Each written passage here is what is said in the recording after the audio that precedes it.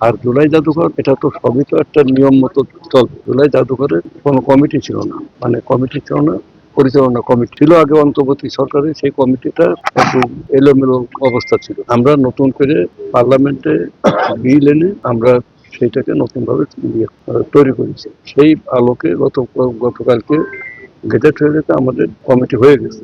এখন আমরা সাংবাদিক সম্মেলনের মাধ্যমে আমরা এই মানে জুলাই জাদুঘর যে কথা, জাদুঘর বন্ধ কেন বন্ধ, মানে জাদুঘর আমরা কমিটি ছিল না, পরিচালনা কমিটি ছিল না, তাহলে যে খুশি সেই করতে পারে। এখন আমরা শিগগিরই আমরা চালু করবো।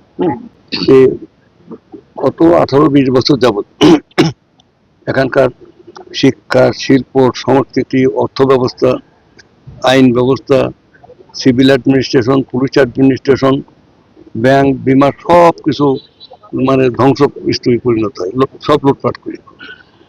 এবং সেখানে জনগণের কোনো মূল্য ছিল না, মানে ভোট হোক আর না হোক ক্ষমতা থাকতে হবে। দিনের বেলা বিপদ দেখলে রাতের বেলা ভোট কেটে, রাতের বেলা ভোট কাটলো 18 সালে।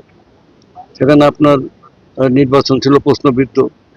এখানে ব্যাংক বিমা করতে করতে এক এক ব্যাংক থেকে 95,000 কোটি টাকা, 1 লক্ষ কোটি টাকা, কেউ 55,000 কোটি টাকা নিয়ে কয়েকজন ব্যক্তি তার সম্পূর্ণ লুটপাট করে জনগণের আমানত দিয়ে দেশের বাইরে পাচার করতো।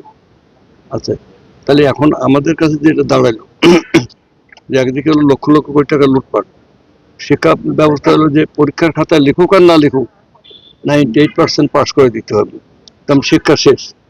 ইতিহাস মানে পাল্টে দেয়া। এখন সংস্কৃতি সেখানে তো মানে ধ্বংস করবেই। আমরা নির্বাচিত একটা গণতান্ত্রিক সরকার 100% নিরপেক্ষ ভোটের মাধ্যমে বিপুল সংখ্যাগরিষ্ঠতা নিয়ে আমরা সরকার গঠন করেছি। আমরা নিরলসভাবে কাজ করে যাচ্ছি। আমরা আমাদের দেশ, আমাদের জাতি, আমাদের সংস্কৃতি, আমাদের শিক্ষা, আমাদের যা কিছু ঐতিহ্য সবকিছু আমরা পুনরুদ্ধার করে আমরা যে এই অঞ্চলে বাংলা না শুধু পৃথিবীর মধ্যে একটা শ্রেষ্ঠ জায়গা, এটা আমরা প্রমাণ করি সর্বত্র দেখ।